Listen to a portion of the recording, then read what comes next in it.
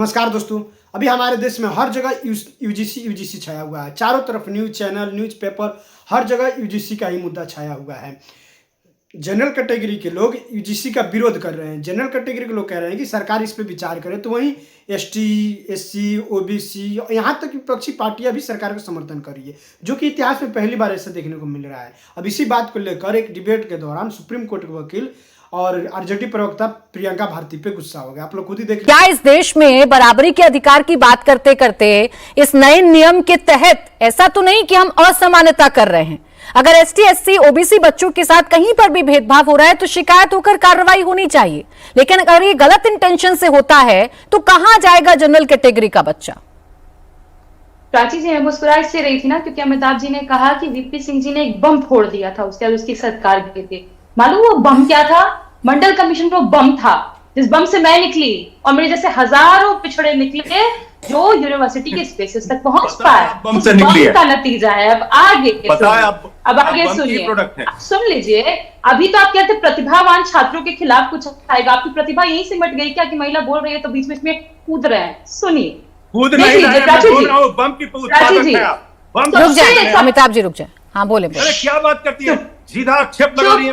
एकदम चुप। महिला बोल रही है, पिछड़े तबके की महिला। सुनिए, बहुत बदनाम है। इसलिए बुलाया मुझे प्राची जी कि ये जातिवादी है सर, सुन ही नहीं पा रहा है। बकवास करने के लिए बहुत बदनाम है। नहीं, इसी बात का डर है प्रियंका भारती जी, जो अभी आप यहाँ बैठकर कर रही है ना, जिस तरीके के आक्षेप लगा रही हैं, इसी बात का डर है सवर्ण समाज को। इसी बात का डर है, इसी बात का डर है। आप जानती हैं, आप डिबेट करती आई हैं। डिबेट में एक दूसरे के बीच में बोलना, डिबेट में एक दूसरे के बीच में बोलना, ये अधिकार किसी को नहीं देता है कि आप पर्सनल आक्षेप लगाने लगे प्रियंका भारती जी। तो हम पर्सनल आक्षेप की जगह, हम एक महिला वाला कार्ड खेलने की जगह, हम जातिवादी कार्ड खेलने की जगह अगर हम अपने मुद्दे पर बात करें प्रियंका जी तो ज्यादा बेहतर होगा ना।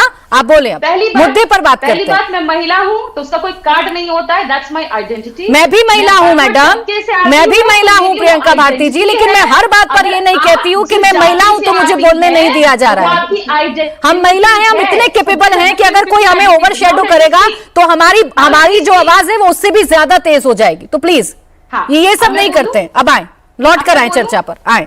हाँ बिल्कुल, जिस बम की बात कर रहे थे मैंने वही बम दिखा दिया ना, तो इसलिए शायद थोड़ी दिक्कत हो गई। बोले। अब मैं आती हूँ मुद्दे पर। मुद्दा ये है कि ये जो बिल आया है इसमें बहुत सारी विसंगतियां हैं। सबसे पहले विसंगति तो ये है कि इसके अंदर IIT, IIMs कवर ही नहीं हो रहे हैं। दूसरा तो सब, क्योंकि वहां से दर्शन सोलंकी, अनिकेत, कितने छात्र हैं जिनकी संस्थागत हत्या कर दी गई।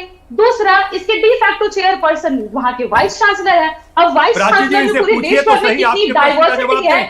अरे भाई चुप रहिए, कितनी डाइवर्सिटी है, कितनी डाइवर्सिटी है वो हमको मालूम है। ये इतनी बदनाम है कि कभी मुद्दे की बात नहीं करेंगे।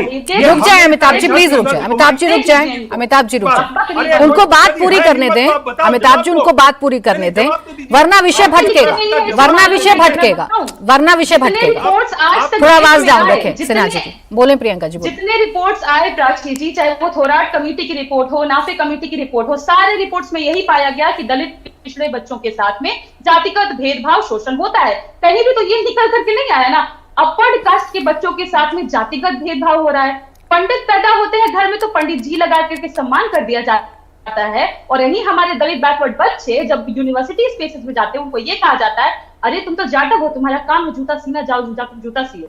सबसे बड़ी बात जो इन्होंने मेरी काट दी, जो मैं ये कह रही थी, क्योंकि इक्विटी कमेटी जो बनाई जाएगी उसके de facto chairperson vice chancellor है, वहां तो कोई डाइवर्सिटी है ही नहीं, और वही डिसाइड करेंगे कि पनिशमेंट क्या होगा। प्रियंका जी मेरा सवाल कुछ और था।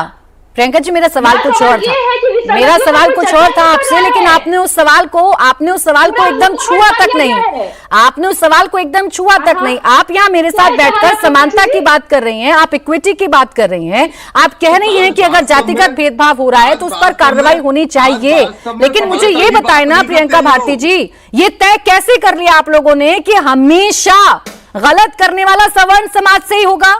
आपने कैसे तय कर लिया कि अगर सुनिए क्या आप यहाँ बैठकर गारंटी लेंगी प्रियंका जी? अगर ब्राह्मण के घर में पैदा मित्रेश जी रुके, मित्रेश जी एक सेकंड रुक जाए, मित्रेश जी एक सेकंड रुक जाए। प्रियंका जी क्या आप सुनिए, क्या आप इंडिया टीवी पर बैठकर मेरे शो में ये गारंटी लेंगी कि ये जो नया नियम बनाया गया है इसमें किसी के खिलाफ कोई भी बदनीयती के साथ कोई शिकायत नहीं होगी? प्राची जी, जो नया नियम बनाया गया है, मैं ये देखिए, हमारे साथ तो हजारों सालों से असमानता हो गई, लेकिन हमको किसी ने कोई गारंटी नहीं दी कि असमानता आगे नहीं करेंगे। संविधान लिखे जाने के बावजूद, कमेटी पे कमेटी आने के बावजूद, यूजीसी 2012 का कानून आने के बावजूद, उसके बावजूद क्योंकि हमारे साथ असमानता हुई ना, हमको मालूम है कि असमानता क्या होती है, हम गारंटी देंगे, कानून की गारंटी हम गारंटी देंगे।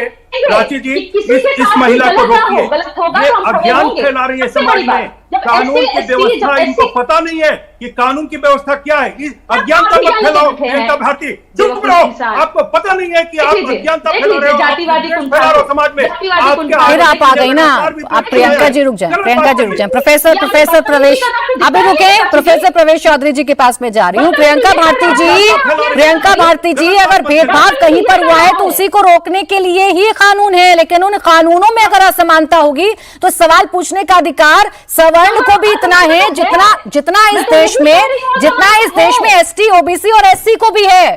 वो सवाल पूछेगा और उस सवाल का जवाब सरकार ने देना है। खत्म, bye bye, tata, good bye.